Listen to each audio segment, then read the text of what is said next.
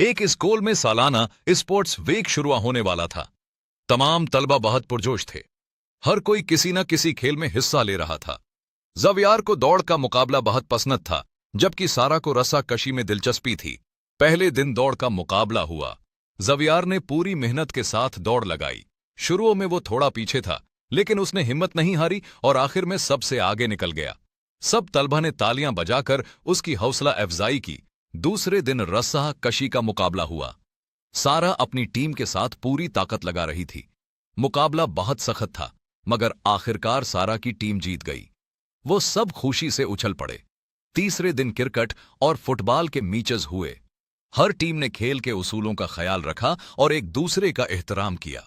जीतने वालों को इनामात दिए गए, लेकिन हारने वाले भी खुश थे क्योंकि उन्होंने बेहतरीन खेल पेश किया था। स्पोर्ट्स वीक के आखिरी दिन प्रिंसिपल साहिब ने सब तलबा को मुबारकबाद दी और कहा, असल कामयाबी सिर्फ जीतना नहीं, बल्कि ईमानदारी और मेहनत के साथ खेलना है।